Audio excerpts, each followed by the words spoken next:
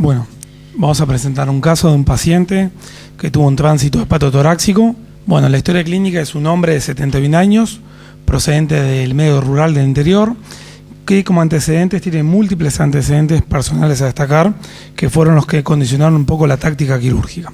Era un paciente hipertenso, ectabaquista de POC, hipotiroidismo, era un panvascular con una arteriopatía, estaba revascularizado desde el punto de vista miocárdico y ingresó el paciente por una declinación funcional y disnea de esfuerzo.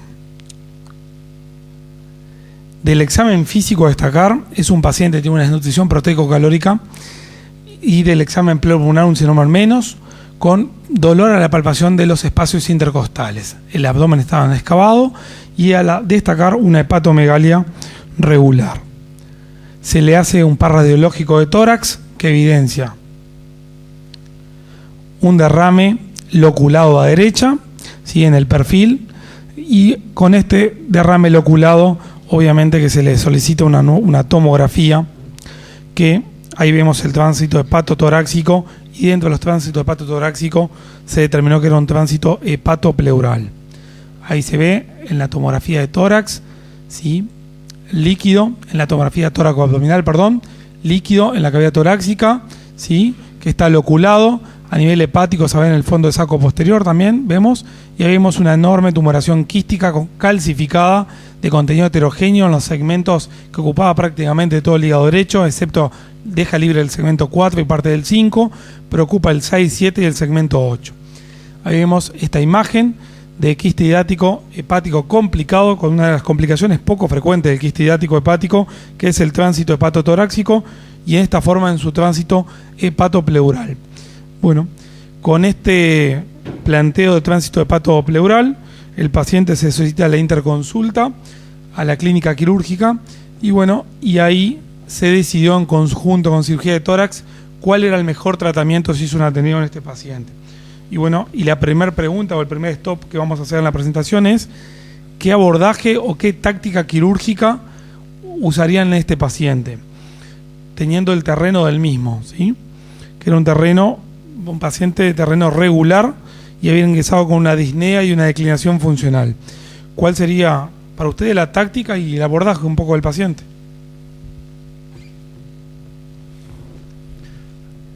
¿Escuchan opiniones? Doctor González. Tomografía más abdominal, ¿tenés? Imágenes. No, porque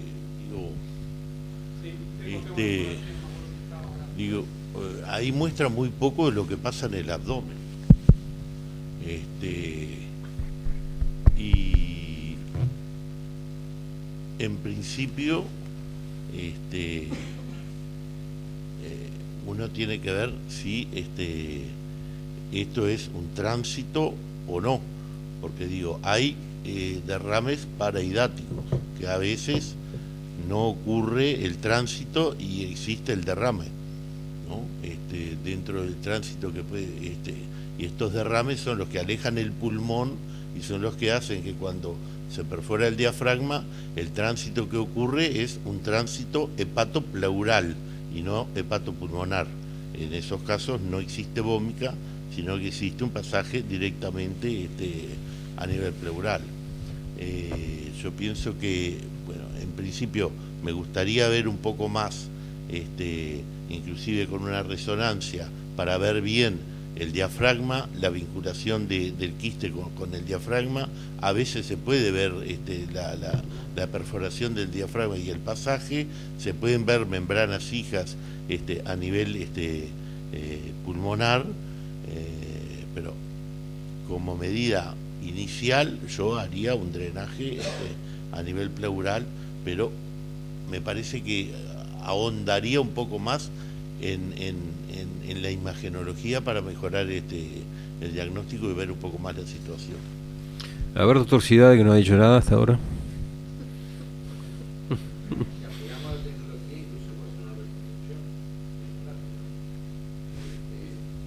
Pero hemos visto algunos de estos casos hace muchos años y bueno, estoy de acuerdo con González que no sabemos si esto es un tránsito hepatopleural o es un derrame, ¿no?, que está en contacto con el quiste, porque a veces puede ver claramente en el derrame vesícula fija y no hay duda de que esto es un tránsito hepatopleural. Pero bueno, la resonancia también a veces puede ayudar un poco.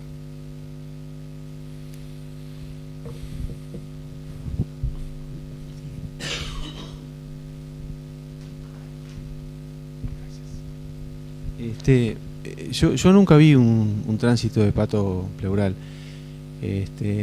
Hemos visto la etapa frénica, muy frecuentemente se ve.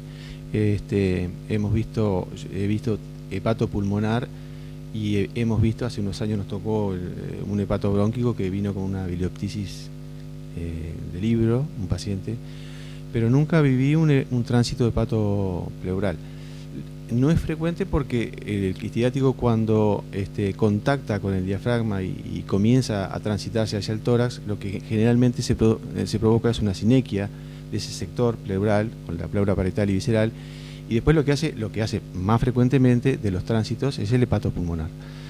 De yo nunca viví un caso.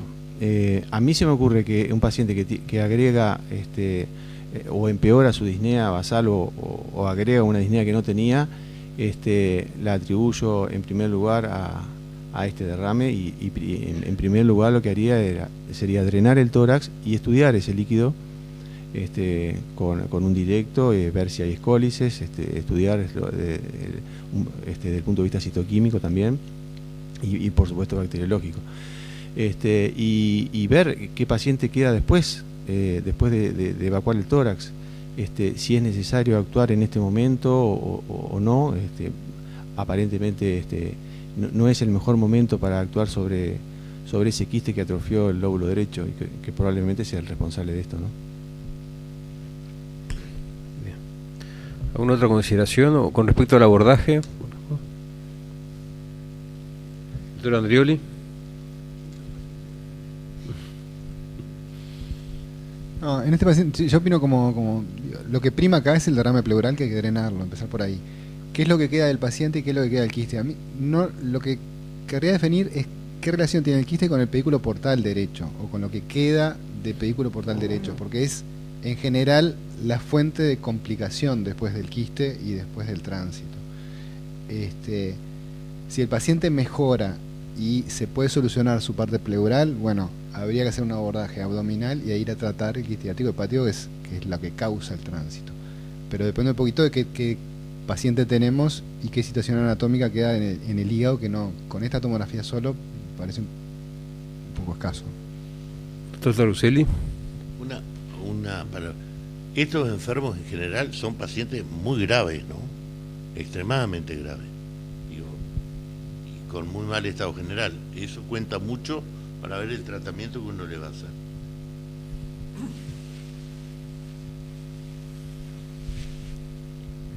Sí, yo me pongo como cirujano de tórax, no sé si poner un tubo o hacer una videotoracoscopía, que ahí podría ver bien la situación, incluso ver el diafragma también. Bueno, a ver. Seguimos. A ver qué hicieron. Bueno. Ahí había otra tomografía, Fernando, pero igual no te aclara mucho. Ves un enorme quiste calcificado, con calcificación en la adventicia en algunos sectores, y que deja libre el 4 y parte del 4 y 5. Bueno, nosotros con diagnóstico de tránsito hepatopleural pensábamos que era hidatídico, bien, porque dentro de los tránsitos hepatotoráxicos ya dijeron pueden ser pulmonares o pleurales, y son 5 tipos, y esto es un tipo 3. Es un tránsito hepatopleural, es aquel que se transita y hace un empiema pleural con incarceración pulmonar, con paquipleuritis. Y bueno, en este paciente lo primero que se hizo fue un drenaje pleural para mejorar el estado funcional del paciente en cuanto a su funcional respiratorio. Se mejoró la parte respiratoria, se puso a punto y se contactó con el equipo de cirugía de tórax para, ahí lo ven, hacer un abordaje combinado. Nosotros planteamos un abordaje combinado del paciente, en el cual se planteaba un abordaje torácico por el equipo de cirugía de tórax y un abordaje del polo abdominal, porque dentro de los principios básicos, obviamente de los quistes hidráticos transitados, siempre hay que tratar primero el pulmón, que es el que le determina la morbi-mortalidad del paciente, y secundariamente tratar el quiste hidático que originó el tránsito. Porque una vez que se transitó el quiste hidático, ya se independizó, muchas veces se independiza el quiste hidático hacia el pulmón, por más que tratemos el polo abdominal. Pero la idea inicial era esa. Comenzó el equipo de cirugía de tórax en este paciente de mal terreno, una toracotomía en posterolateral, séptimo espacio intercostal. Encontró un empiema pleural que ya se había demostrado en la colocación del drenaje pleural, una paquipleuritis crónica, un pulmón encarcelado, se hizo una decorticación pleural, se liberaron adherencias. Acá en la foto se ve el pulmón una vez liberado, ¿sí?, que se hizo con intubación selectiva, obviamente, y se ve el pulmón está retraído hacia el sector medial. Se contrató el tránsito pleural y se hizo una desconexión y se terminó de hacer la apertura diafragmática. Ahora la apertura diafragmática, y ahí se ve, a través de la apertura diafragmática, se ve el quiste hidático que, daba la inestabilidad del paciente, que anestesia nos dijo que era un paciente que no iba a tolerar nuevamente reposicionarlo y hacerle una laparotomía. El paciente se decidió hacer un abordaje transdiafragmático del quiste hidático. Y bueno, se completó, acá estamos el pulmón, la retracción, la cavidad pleural, el diafragma con su apertura, que se agrandó la apertura diafragmática, y vemos en el fondo, ¿sí?, que hay una adventicia corriosa también, como vimos hoy, y se realizó una quistoadventisectomía parcial. Sobre todo se hizo una quistoadventisectomía de la adventicia emergente que emergía hacia el sector pulmonar. Se constató una fuga biliar que no pudimos objetivar de dónde era la fuga biliar, y dado que no podemos tener acceso al abdomen, tampoco podemos hacer colangiografía.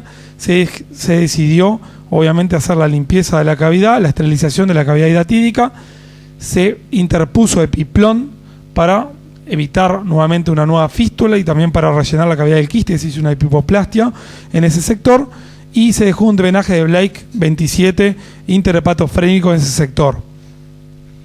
Ahí vemos cómo se interpone epiplón y vemos el pulmón que logra una buena reexpansión luego de hacer la decorticación. Se coloca epiplón, la interposición de epiplón entre el hígado y el diafragma, y se culmina la cirugía haciendo la rafia diafragmática con ProLN 1, se cierra el diafragma y se dejan dos drenajes pleurales y un drenaje interhepatofrénico en Blake. Bueno, el paciente fue al CTI, ahí quedó mal, no estuvo 60 días en CTI, tuvo 60 días en el hospital, en el posoperatorio. El paciente tuvo 15 días en CTI grave, tuvo como complicación una neumonía nosocomial y una insuficiencia renal aguda de la acción de dindoclavien tipo 4A, y al paciente se le hizo una tomografía de control en el posoperatorio. Vemos en la tomografía de control que la cavidad hidatídica se había achicado, está el drenaje enfrentado, vemos que persiste un poco de líquido, obviamente. Esta es la tomografía de control en el posoperatorio inmediato, hay una reexpansión parcial del pulmón. El paciente, luego que mejora del punto de vista infeccioso, respiratorio y nutricional, que se le hizo apoyo nutricional por vía enteral, el paciente pasa a sala, y en sala se le hace al mes una tomografía de control previo al alta. Y en la tomografía de control vemos la cavidad hidatídica que permanece chica, una cavidad hidatídica chica, con los restos hidatídicos, porque se hizo un tratamiento parcial, obviamente, por vía transdiafragmática. Acá vemos los restos de la cavidad y el pulmón, que tiene una reexpansión sumamente aceptable para lo que tenía el paciente, sin derrame pleural, y ahí vemos cómo persisten algunas adherencias del mismo. Bueno, el paciente obviamente está en control posoperatorio, está con tratamiento con albendazol, y como es del interior, últimamente lo vimos hace 2 meses en policlínica, y hasta ahora el paciente permanece asintomático. Bueno, muchas gracias. Bueno, ¿alguna opinión del tratamiento? Sí, vimos una bilirragia, no pudimos identificar, si bien tenemos la cavidad hidatídica a la vista, a través de la brecha diafragmática no pudimos identificar, para hacer la bilistasia, hacer un punto terminal, no, una bilirragia escasa, y decidimos dejar un Blake y nos fuimos porque el anestesista nos dijo, termina la cirugía ya, no había manera de tener una colangiografía, un acceso para acceder al mismo.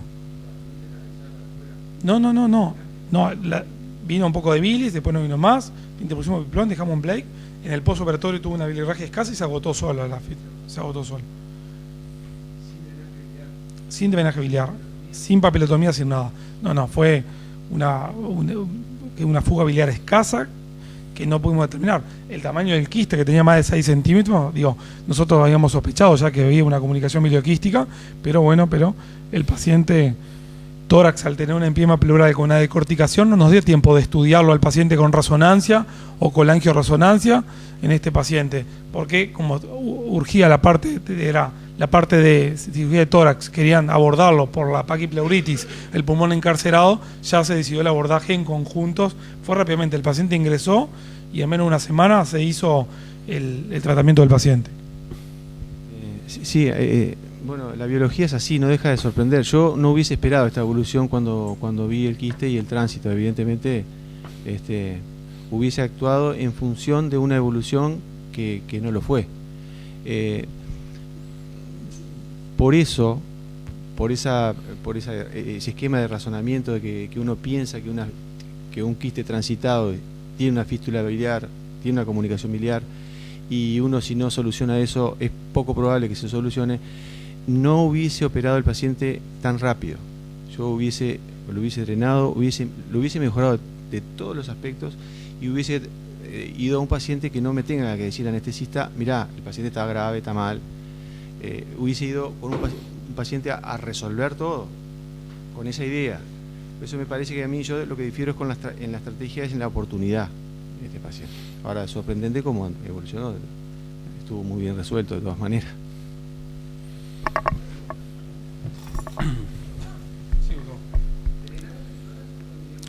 No, drenaje pleural, quinto espacio, se hizo un drenaje pleural, vino pus, empiema, el paciente mejoró parcialmente y se decidió cirugía tórax, hacer el abordaje, y bueno, como iban a hacer el abordaje por toracotomía, porque tenía una empiema con una encarceración pulmonar, con una paquipleuritis, ellos decidieron ir a abordarlo sin esperar, y bueno, no, empiema pleural, no vinieron membrana, era una empiema pleural, o todo el pulmón encarcerado con una paquipleuritis, se hizo la decorticación, y bueno, y se desconectó, y ahí se abrió la brecha diafragmática y ya nos dio tiempo del abordaje abdominal en esa circunstancia que hubo inestabilidad del paciente.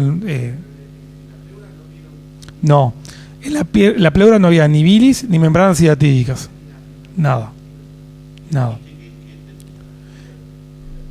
El quiste hidático tenía membranas, no era un quiste hidático mastic, tenía membranas hidatídicas, un quiste tipo 3, un quiste complicado, maduro, un tipo que tenía membranas hidatídicas, se ve la membrana lo aspiramos con finoquieto, lo aspiramos y después con una férter hicimos curetaje de la membrana un poco correosa, y ahí cuando hicimos el curetaje no vino bilirragia, no pudimos identificar cuál era el sector de bilirragia porque estábamos abordando a través del tórax transdiafragmático, y se decidió, por la inestabilidad hemodinámica del paciente, dejar un Blake e irnos con un tratamiento subóptimo, obviamente, del polo abdominal. Bien. Bueno, creo que han sido observaciones muy interesantes. En primer lugar, lo que les decía al principio, estos pacientes hoy son raros, ¿no? Antes los cirujanos que nos antecedieron tenían mucho más experiencia y habían resuelto casos complejos. Creo que este paciente, en definitiva, enseña eso, que a veces cuando el paciente ya está complicado y uno lo agarra en una situación compleja, tiene que ir a resolver con medidas sencillas y prácticas que lo saquen del estado ese. Creo que fue el primer caso y este caso. Y eso es una enseñanza, creo que es muy importante. Así que bueno, les agradezco la participación, creo que fue muy, nos enriqueció mucho todas estas experiencias, y bueno, y gracias por la concurrencia.